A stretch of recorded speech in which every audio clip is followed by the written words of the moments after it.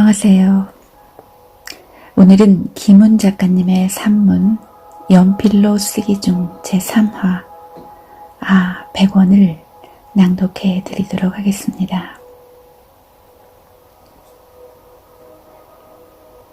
내거리에 붉은 신호등이 켜지면 배달 오토바이들은 신호 대기하는 자동차들을 헤집고 정지선 맨 앞에 나와 일렬 횡대로 도열한다.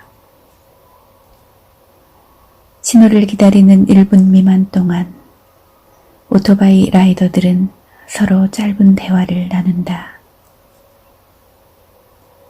무슨 이야기를 하는지는 듣지 못했지만 아마 어디 가냐, 오늘은 몇 항 했냐, 이런 정도가 아닐까 싶다.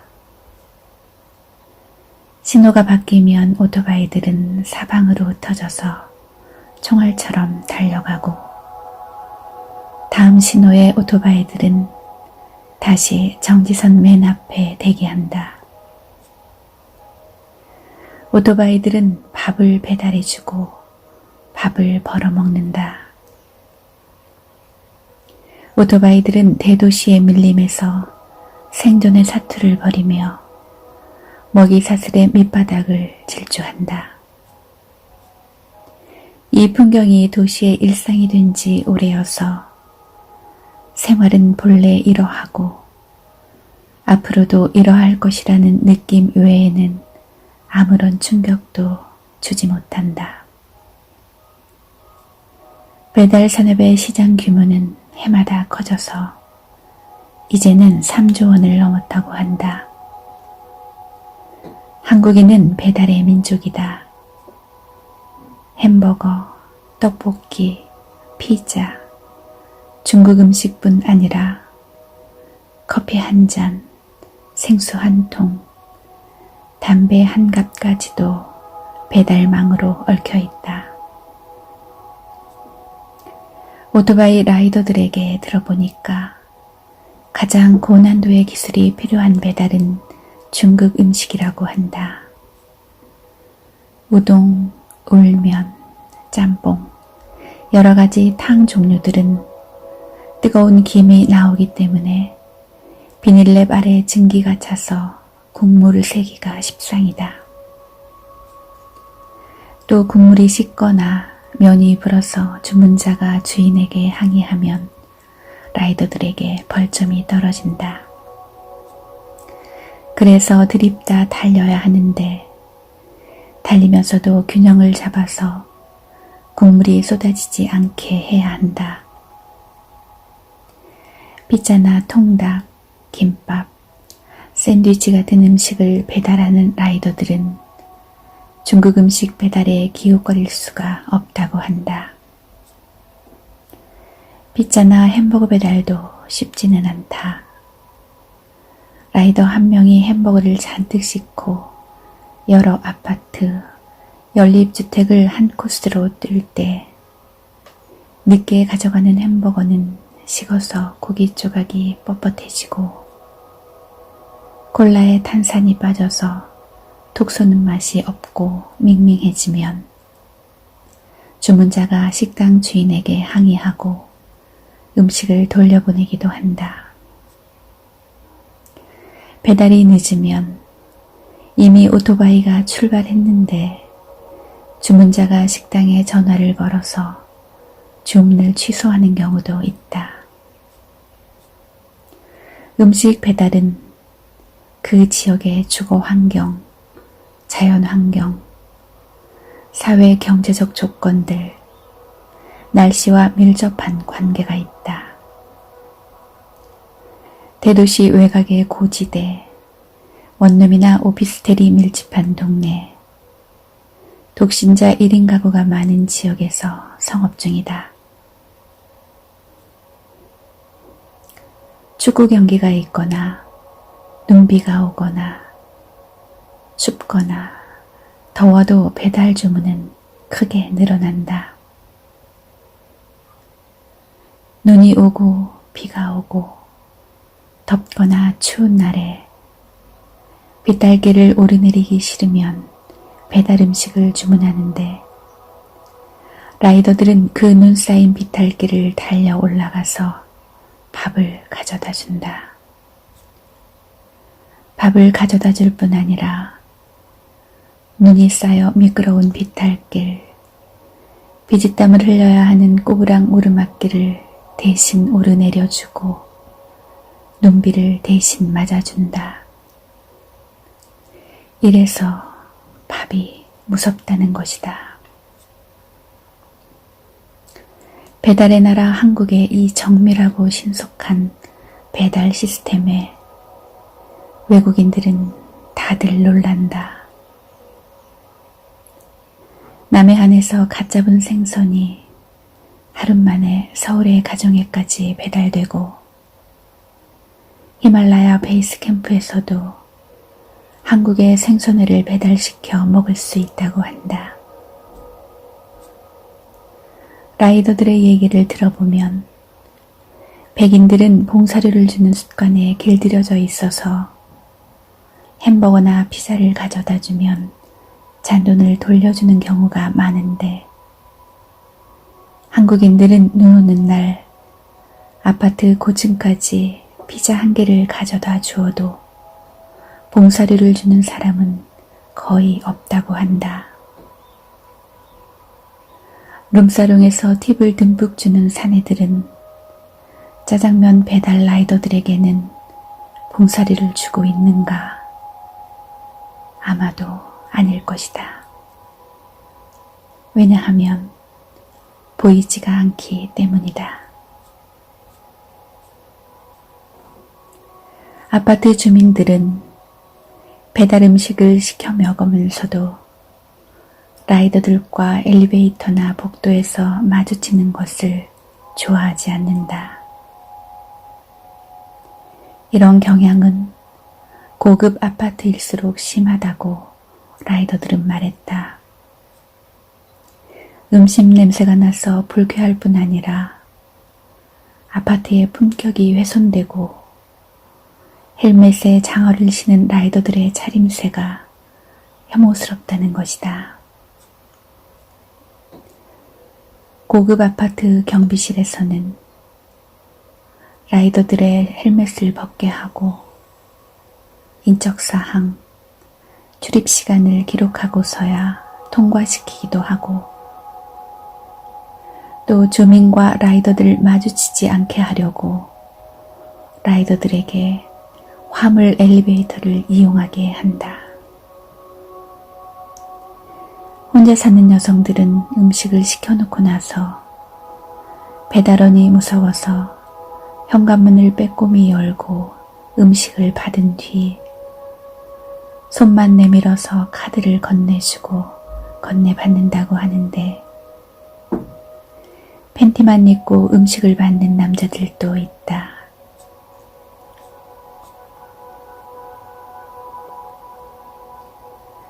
나는 몇 달 전에 내가 사는 동네에서 오토바이 라이더가 뒷차에 부딪혀서 쓰러지는 사고를 목격했다.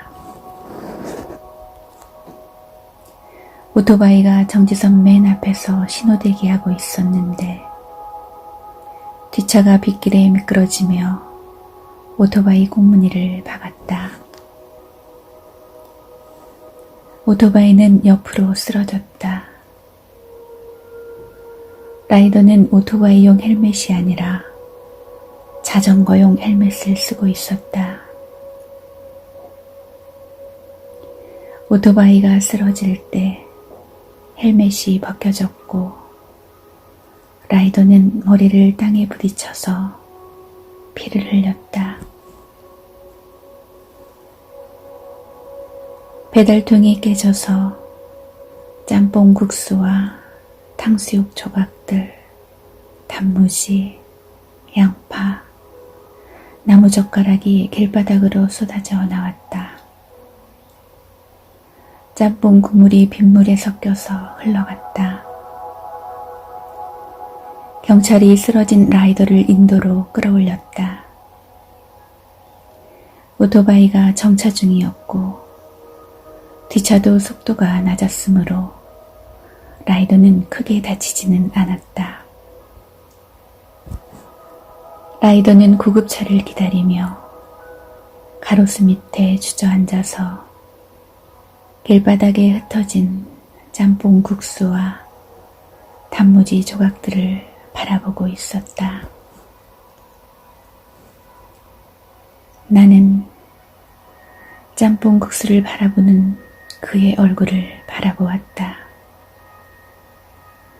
머리에서 피가 흘렀지만 그는 얼굴을 찡그리지 않았다. 잘생긴 청년이었다. 길바닥에 흩어진 음식을 바라보는 그의 표정은 고요했고 시선은 깊었다. 나는 그가 무슨 생각을 하고 있는가를 생각했는데 생각이 되어지지 않았고 가슴이 답답했다. 나는 먹고 사는 일의 무서움에 떨었다.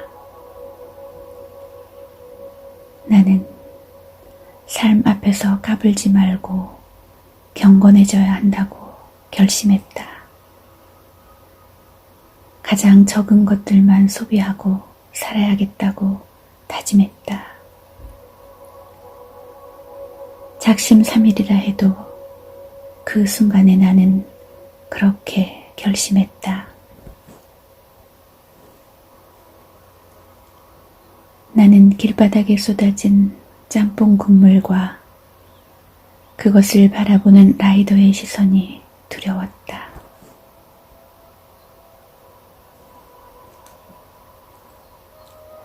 라이더는 구급차에 실려갔다. 음식을 주문한 사람은 왜 배달이 늦느냐고 식당에 전화해서 항의했을 것이다.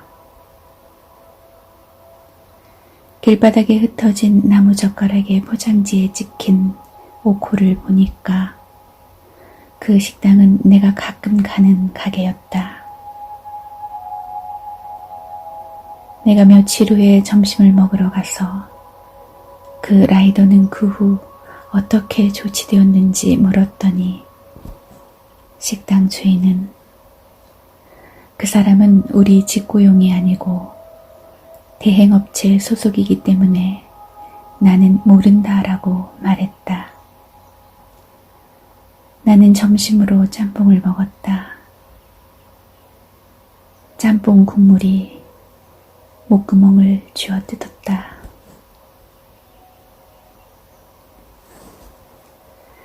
날씨가 양극화되어서 2018년 여름에는 기온이 40도 가까이 오르더니 11월 말부터는 영하 7, 8도까지 내려갔다. 이 양극화 현상은 더욱 심해진다는 장기 전망이 나와 있다. 미세먼지, 초미세먼지, 황사까지 사나흘돌이로 몰려와서 나는 자전거 타기를 그만두었다. 날씨가 정서의 매개물이고 신미의 대상이었던 시절은 다 끝난 모양이다. 지난 여름의 더위와 이번 겨울의 추위는 불평등이 구조적으로 고착된 사회에서 국가가 더위와 추위를 어떻게 관리해야 하는지에 관해서 심각한 문제를 드러내고 있다. 더위와 추위는 불평등 사회의 최하층부를 강타했고 쪽방, 옥탑방과 노동 현장에서 사람들은 그저 하늘의 자비를 빌며 견디는 수밖에 없었다. 내가 중학생이었을 때 한국의 1인당 국민소득은 $80 정도였다. 한국은 세계 최빈민국이었고 필리핀의 원조를 받았다. 지금은 3만 달러를 넘어섰다. 가난했던 시절의 한국 사람들은 나라가 잘 살게 되고 국민 소득이 늘어나면 빈곤의 문제는 저절로 해결되는 것으로 믿었다. 그러나 그렇지 않다는 것이 증명되었다. 소득이 늘어나자 빈곤은 구조화되었고 구조적 빈곤은 토착되고 세습되어 간다. 가난은 다만 물질적 결핍이 아니다. 빈곤은 그 결핍을 포함한 소외, 차별, 박탈, 멸시이다. 이 구조는 이제 일상화되어서 아무도 거기에 의문을 제기하지 않는다. 이것이 시장의 원리이며 시장의 자율적 기능이 작동한 결과라고 설명하는 말들은 힘이 세다. 나는 그야말로 백면서생이어서 소득 분배나 경제 발전 방향 같은 거대 담론을 입에 담지 못하지만 내가 보고 겪은 것들을 겨우 말할 수 있다. 나는 2018년 11월 말 생명안전시민넷 후원의 밤 행사에 갔다가 거기서 라이더 유니온 결성을 준비하고 있는 박정훈 씨를 만났다. 그는 34살의 청년이었다. 그는 알바 노조의 위원장으로 일했고 2년째 맥도날드에서 라이더 일을 하고 있다. 그의 월 수입은 150만 원 정도이고 그의 꿈은 베란다가 있는 임대 아파트에서 사는 것이다. 박정훈 씨는 더위가 한창 찌던 지난 여름 폭염수당 100원을 요구하는 1인 시위를 벌였다. 그의 시위는 잠깐 언론의 주목을 받기는 했으나 그의 요구를 아무도 들어주지 않았다. 여름 내 정부는 폭염 속에서 야외 활동을 자제하라는 핸드폰 문자 메시지를 보내왔다. 박정훈 씨로부터 직고용 라이더와 배달 대행 라이더의 차이에 대해서 설명을 들었다. 나로서는 귀한 세상 공부를 했다. 직고용은 프랜차이즈 회사의 계약직으로 고용된 근로기준법상의 노동자다. 시간당 최저임금을 받고 배달 한 건당 400원을 더 받는다. 눈비가 오면 100원을 추가한다. 폭염에는 100원의 추가 수당이 없다. 헬멧이나 보호대 등 최소한의 안전장구를 회사가 지급하지만 겨울철 방한용품이나 황사 마스크는 지급하지 않는다. 식대를 주지 않거나 햄버거나 피자를 주는 경우가 대부분이다. 배달 대행 라이더들은 고용 계약이 없는 개인 사업자들이다. 고정급, 시간급은 없고 한 건당 3,000원 정도를 받는다. 이 라이더들은 회사로부터 아무것도 지급받지 못한다. 기름값, 수리비, 사고 처리비, 안전장구 값을 모두 개인이 부담해야 한다. 노동자이며 경영자인 셈이다. 배달 대행 라이더들은 주 5, 6일 하루 10시간 이상 뛰어야 한 달에 250만 원에서 300만 원을 벌 수 있다. 이러니 과속, 역주행, 신호위반, 횡단보도 주행, 인도 주행, 끼어들기를 거듭해가며 도심의 거리를 헤집고 다닌다. 눈비가 오면 건당 100원을 더 준다는데 100원을 더 주면 위험한 일을 시켜도 되는 것인지는 여전히 의문으로 남는다.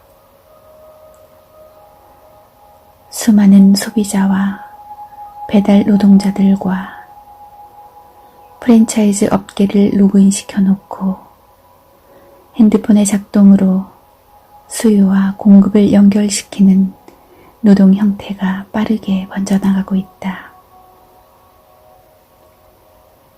노동은 대규모로 소외되어 가고 노동은 오직 노동자의 책임으로 돌아간다. 배달의 나라 한국에서 배달은 일상으로 자리 잡았지만 국회나 행정부에서 라이더와 배달업의 문제를 깊이 들여다보고 도와준 적은 없다고 박정훈 씨는 말했다. 라이더 유니온은 늦어도 괜찮아요. 안전하게 와주세요. 라는 스티커를 만들어서 전국에 배포하고 있다. 라이더 유니온의 오픈 카톡방에 한 라이더가 글을 올렸다. 청년들이여, 정치에 관심을 갖지 않으면 개보다 못한 인간들이 내 머리 위에 군림한다고 세종대왕님, 이순신 장군님이 말씀하셨습니다. 그의 어조는 거칠지만 그가 말하려 하는 바는 거칠지 않다. 도시의 내거리 신호대기에서 오토바이들은 홀로 서 있다.